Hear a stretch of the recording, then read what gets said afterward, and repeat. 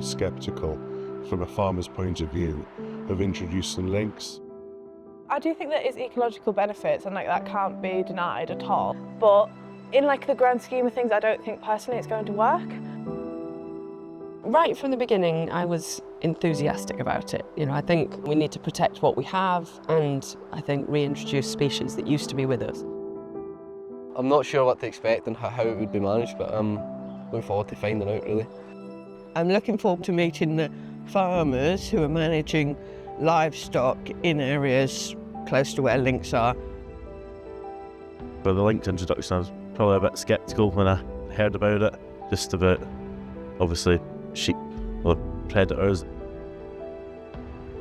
As a wildlife trust trustee, there's a chance that our organisation may start backing a reintroduction programme, and I think we got to get into that position from a position of knowledge. If we did decide that we wanted to back it, then we need to be able to justify our view.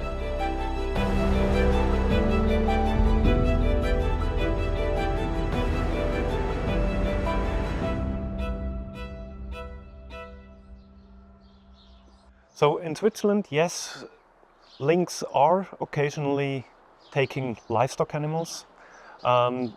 We currently have a population in Switzerland of about 300 lynx, and they kill approximately not quite 100 livestock animals each year. We also have the wolf, which is taking far larger numbers. But the system for both species, large carnivore species, is rather similar. So that if an animal is causing too much damage, then that animal can be lethally removed from the population. So the damage causing individual. There is also a section in the management plan that if the lynx population overall within a certain area is causing too much damage on livestock, then the lynx population can be regulated and brought down overall. But as of now, in Switzerland, the lynx is not really that much of an issue anymore with livestock farmers. It truly is not causing that much damage, and damage is also compensated. Every single animal that is killed by a large carnivore is paid out by the authorities.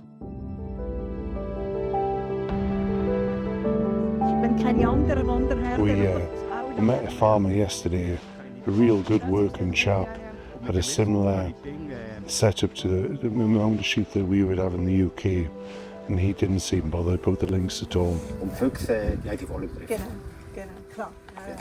Okay, so the dogs, he absolutely, he really needs them during the summer seasons in the mountains, because there he is really in the wolf area, a high wolf pressure, and for 400 sheep he's got 4 dogs.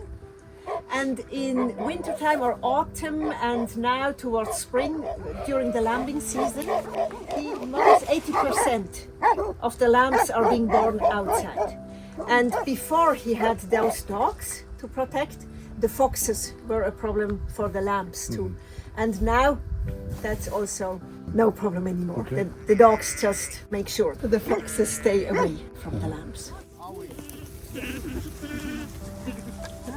Important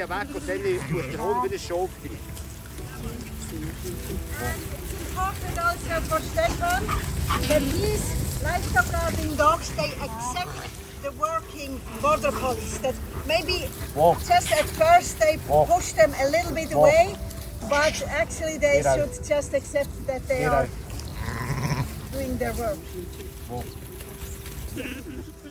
I was just getting to speak to the people that are in the first-hand experience that have had the losses, telling you that they're okay. I suppose I was quite ignorant about how the lynx is quite shy, and what sort of predator they are. That if they did take anything, it would just be like a single sheep, then go away. But they're more interested really in deer, foxes, badgers. There's a lot of misinformation for people. Yeah, once it's all explained to you, you see that they're not going to be chasing lambs and ewes through a lambing field prior to lambing or something like that. It's just not going to happen. Each lynx has a defined area which is quite large, like 40 square kilometres or more, and so you're never going to get hundreds of lynx in Kielder Forest. We have a lynx reintroduction project from 2016 to 2020, and we released 20 lynx. The results are that we have reproducing females, we have adult males. The project was a good success. And we had a lot of conversation before the project and in the project with the farmers to help them, to provide them with everything that we can give, so the problems are minimized.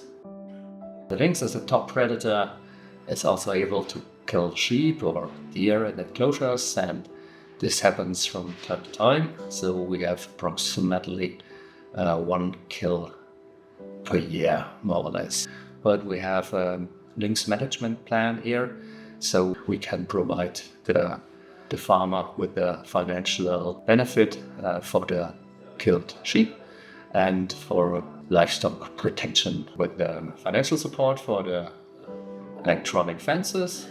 And we have also a network of volunteers to support the farmer with emotionally and tuning the fences. And after that, normally there are no lynx kills in these enclosures anymore. And he's not alone when he has a strong team behind. I've become the money for the deers. That's okay, no? They've paid the deers for the normal price, also it's okay. And after the fence has been put up? No kill. No kill. No kill. Oh, No kill.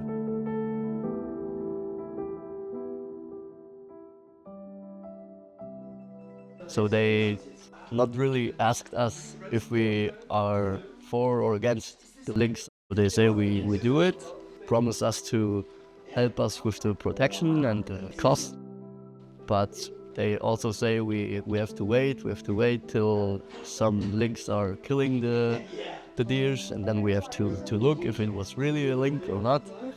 And then we can give you some money for the animal, and then we wait till another lynx comes and kills again a deer, and then we can talk about the fence. The costs about this we got from the government. The electricity costs per year is around about 500 euros. In Germany we got 225 euros per kilometer zaun per year. So this is not enough for pay the electricity. If I have to do it again, I would say I pay this cost and you pay the future costs. Then we make a business.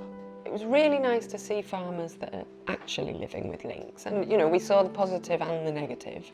What was clear was that there are some farms that need prevention measures rather than going in after the event, particularly the deer farmers, but sheep farmers I think as well, right on the edge of the forest. It's a conflict that is, almost waiting to happen, so prevention there would be better than cure. They were getting a lot of help from the government for putting the fences up, so I feel that there would have to be that kind of support to just incentivise people to have them, because I don't think a lot of people would pay out for those kind of fences just to have lynx running about, to be fair. It was interesting to learn that they only had a 5-year plan in Germany, and it's just not long enough. They've got to get settled into the environment, haven't they? So 5 years isn't long enough to figure out what it's going to do. Preemptive payment schemes, definitely, as well as if there's a really high kill rate in your area, you should all receive a little bit more compensation. It's unlikely, but if it does happen, there should be another thing in place for it. I don't think it's going to be the biggest issue ever, as long as it's brought to farmers in the right way.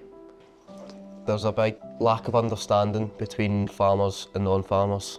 We got a good lesson yesterday that any single species conservation work has to be done with the cooperation and the good wishes of a community if you can possibly get it.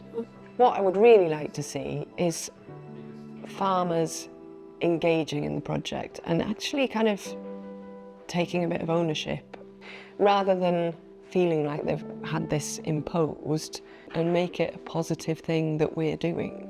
You know, and I don't actually see any reason why we couldn't do that, because it's not going to be something that's really damaging to anyone's business. And there could be so many positives. I mean, tourism obviously is one, but a balanced ecosystem is really, you know, it's good for farmers as well. I just didn't know that much about the full bringing lynx into the country, but now I feel that I know a lot more about it, so I can have more of an opinion. I'm not as sceptical as I initially was. I'm not saying I'm completely endorsing it, but I'm definitely not as sceptical. I feel like I do feel the same as I did at the start of the trip. I've just learned more. Like, I'm still not for it, but we've definitely learned more on what we would need to know if it happened, which I think is great.